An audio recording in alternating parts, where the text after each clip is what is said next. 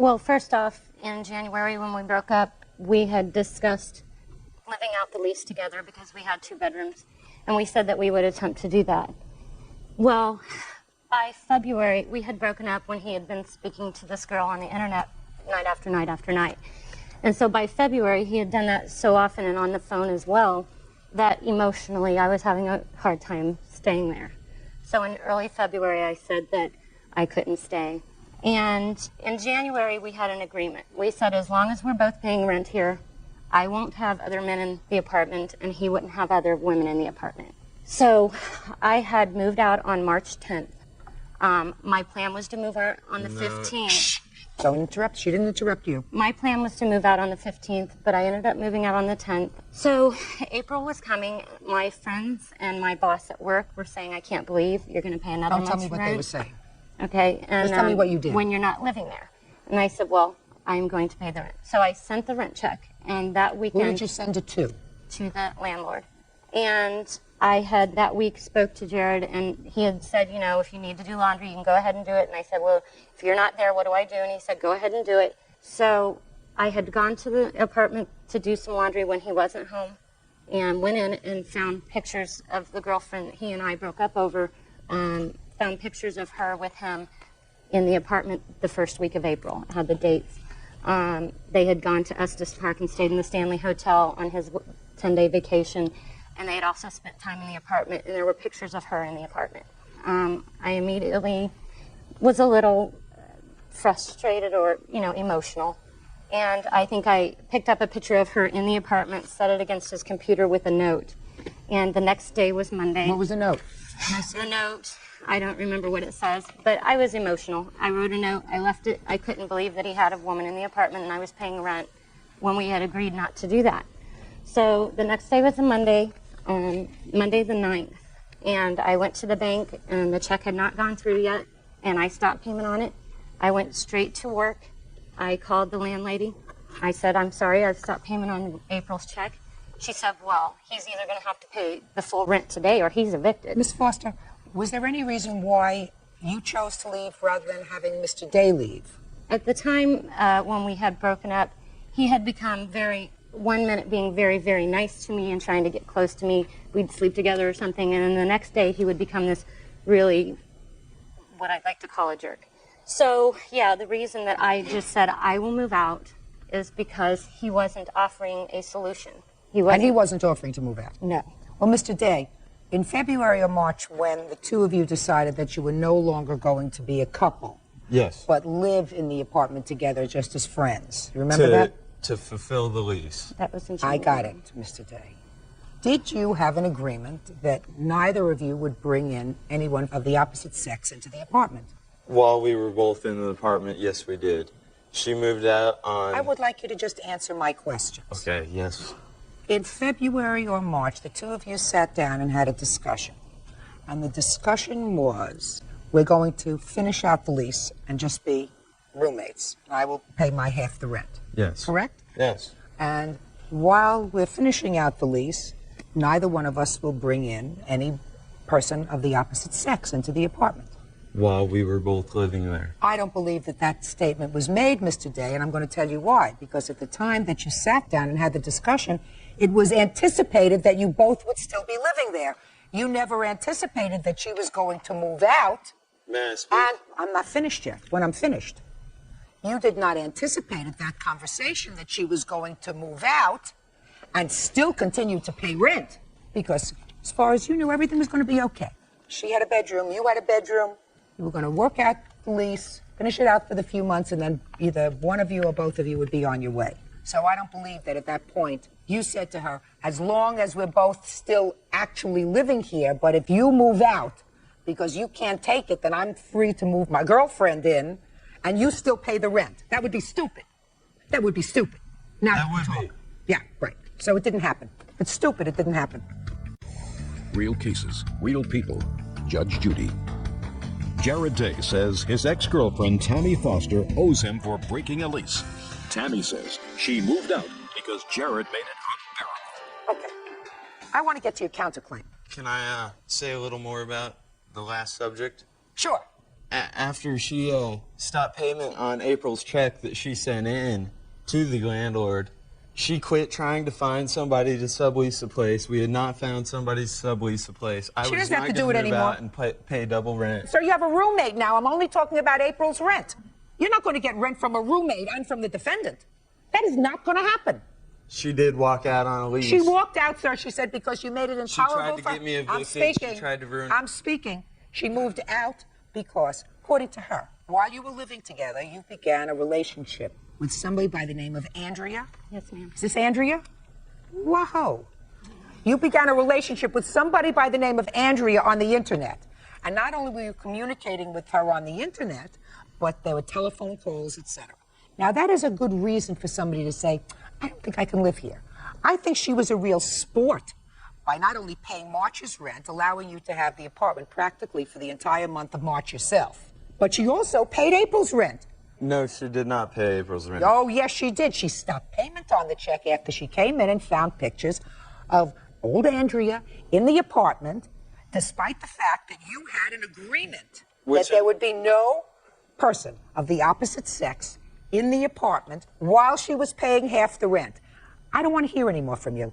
I want to get to your counterclaim. Okay. Let's go. All right. After I left on March 10th, Jared would call me pretty much every day after work at my new house. We would talk. We were both hurt. He would talk like he missed me. He would invite me over a lot. I would usually refuse to come over. And probably the second week I had been out, my new roommates, which are both male, were getting ready to move in on April 1st. They were coming over from time to time, pulling up old carpet and fixing things and trying to figure out how they were going to set up their house. At that time, Jared would call and hear them in the background, and he would make comments. Oh, who's that, your new boyfriends? And he would make other more rude comments as a girl with two guys in the house. And then he'd like, are you throwing a party? And are you having a party? And can we get to what your counterclaim is about, please? Well, he kept calling me and getting more angry on the phone each time, and finally I asked him to please stop calling me. At that point, I had shown the apartment to someone. I needed the applications, which he had. So I'd left a message on his answering machine, and it was a Sunday, and he called me back. And I had my roommates in the house moving furniture and things in. He heard them in the background and immediately became angry, and he said, I'll bring the papers over. I said, no, I would rather if you just take them to work, which is about a half a mile from my house. I'll pick them up on my way to work in the morning. He said, no, you're not allowed in where I work ever again. He goes, I'll just bring over the papers. I said, Can we please get to what you say is harassment, madam? He came over while I was downstairs in the basement. My friend Dan was upstairs with a hurt foot. He stormed in the house. I wasn't upstairs. Dan can tell you exactly how that went. He stomped as hard as he could through my house, down my stairs, threw the papers at me, stomped in the same manner back outside. That's not harassment. It's bad manners. Anything else? 1 week later, when I had stopped payment on the check, he sued me for non-payment of rent. 2 days later, he sent an email to my work. That's what you talk about in your counterclaims, not stomping around your house. The email to your work. He sent an email to my work. I got to work on the 12th. The first thing that happened was my supervisor called me in regards to the email. Can I see the email, I had no idea please? What he was talking about at first. When he said, well, security would be getting a hold of me. Well, I worked in security. Could I see the email too? Of course. Within a couple hours. Shh. If you notice, the other emails he sent are conversations Andrea and I had on a few occasions. There was only 2 emails. You have copies of those? No, I don't. Who initiated the emails between you and Andrea? Well, back when their relationship first began, I had seen her ID, caller number. Just a second. Give me an answer. I did or she did? Yes, I had an email that Jared had sent to her in my box, and I sent that to her. So you initiated the conversation with her? She got into I'm not asking you anything. You initiated. Now, I don't see any threats you talk about in your memo to her employer. Right. You talk in terms of... I did ask if I could see that first. Yes, sure. Is that the whole thing? I did want to say, it's the whole thing. I emailed it to you from... See, is this the whole thing, Judge? Uh-huh. See, this is only the heading of what I sent. I forwarded a bunch more emails where she was blackmailing me threatening to tell my brother blah blah blah, and threatening to tell your brother what? That all the money that he's given me, she was gonna tell him what it was for, quote unquote. What was it for? What it was really for. What was it for? It was for paying bills. So why was that a threat? That's not a threat. Well, I said it if was he a didn't threat quit when she calling wrote me, it to I me, would and call she his said brother. that she would call my brother if I did not pay rent. No, I said. So she was going to call your brother and tell your brother that all the money he was giving you. I'm speaking. She was going to call your brother, according to you, and tell your brother that all the money he was giving to you was going to pay rent and bills? Yes. Yes.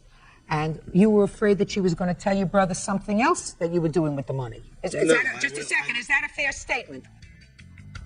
Mr. Day, when you said she was blackmailing me, is it a fair statement that you were afraid she was going to tell your brother that you were using the money that your brother was sending you for something else? No, I had no fear in this. So if you had no fear, she couldn't have blackmailed you, sir. But So she was trying. Just a minute. You were going to call and tell his brother that he was using the money his brother was sending him for drugs? Is that what you were going to tell him? Look at me. Is that what you were going to tell him? When he called me and I said... Is that what you were going to tell his brother? Yes, not for drugs, no, ma'am. Not for what? He was going to buy equipment to grow drugs. To grow drugs? Which he did. I knew it had to have something to do with drugs. I'm speaking. Now, is it true that you used the computer in your office to communicate on one or more occasions to old Andrea? Yes, ma'am. So that part of his memo to your employer is not a lie? No, and they commented on that. It's not a lie? No. Now, his fear... Can I have that thing back, please? I have copies of the emails that she sent Did me. I ask you anything? Just thought you might like to see them. When I want to see something from you, Miss Andrea, I will ask you. The only other thing that's in this email that caused concern was he fears for his life. I fear that she will try to blackmail me, even through my mother and my brother. Who knows what else she's capable of if she finds out that I have done this. Now, so you're saying that part of the memo. And the shoot part, that I would shoot him. And they want to stay anonymous so that she, Tammy Foster, doesn't want to come and shoot me. Doesn't say that you've ever threatened to shoot him. I haven't. He said it was in his mind, along with a lot of other stuff. So if your employer took this memo, and what you're saying is you suffered any consequence as a result of the memo, you really shouldn't have. Well, immediately after the email had been brought to my attention, I had to have a meeting with them and a report and an interview in case of any liability. They felt that a threat today of any kind has to be checked out legally or they're ignoring it.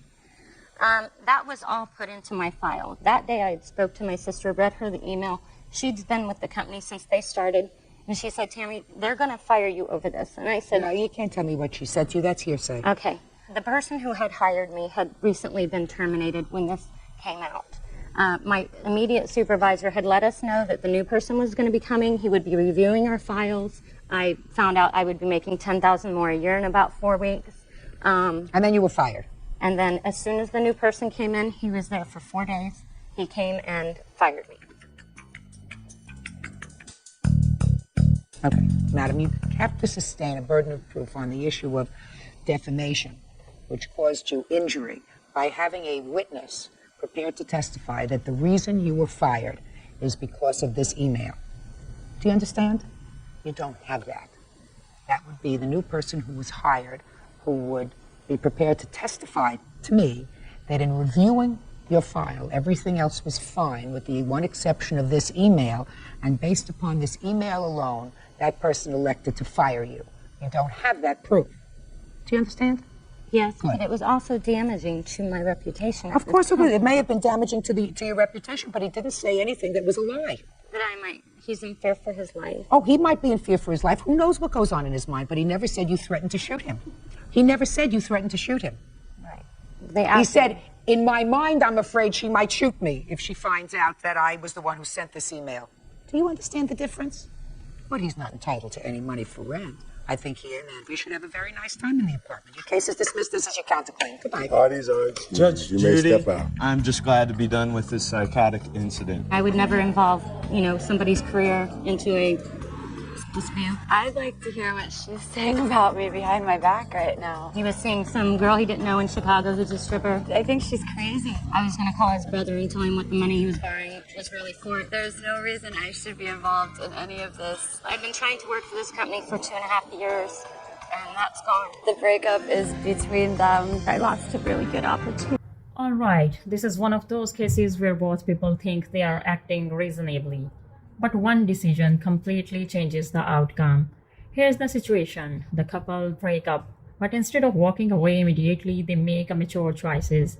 They agree to finish the lease together. That alone shows some level of responsibility. They also set very clear boundaries. No bringing other romantic partner into the apartment, while both are still financially committed. Simple rules, fair rules, clean expectations, but things start to unravel quickly. She decides to move out earlier than planned, not to avoid her responsibilities, but because staying in that environment becomes emotionally overwhelming. Her ex is already spending nights talking online with other women. For most people, living in that tension would be unbearable. Still, she does what she promised. She paid the March rent. She even sends the check for April. That shows intention to honor the agreement. Then comes the turning point. She returns to the apartment just to go laundry, something completely normal, since she is still paying for the space. But instead of finding a neutral environment, she discovers photos of another woman's everywhere. Not just casual snapshots, vacation pictures, hotel moments, even photos taken inside the apartment itself. At that point, this stops being a misunderstanding. It becomes a clear violation of agreement. From her perspective, stopping the next payment makes sense. Agreements only work when both sides respect them. You can't quietly break the rules and still expect the other person to keep fulfilling their part. What makes the situation worse is what happens afterward. The calls don't stop. The tone becomes accusatory. Jealous remarks start flying about her living situation. Then it escalates even further, showing up uninvited, entering her home, throwing documents around, and evenly contacting her workplace with personal allegations. That's no longer about resolving a dispute. That's about letting emotions spiral into actions that create more damage. In court, the judge focuses on one core principle: fairness. If you break a mutual agreement, you can't continue damaging benefits from it. Double rent isn't justified. Emotional frustration doesn't justify harassment, and dragging someone's professional life into a personal conflict crosses a serious boundary. Yes, the breakup was painful. Yes, both sides were hurt, but legally and arguably morally, introducing another partner into the shared apartment while the lease was still being paid together changed everything. This case wasn't about revenge, not jealousy. It was about trust being broken and boundaries being ignored. The judge saw through the noise and ruled accordingly. So, what do you think? Was the decision fair, or should the outcome have been different? Share your thoughts below. And if you enjoy a real courtroom breakdown like this, don't forget to like, subscribe, and turn on notification for more intense cases ahead.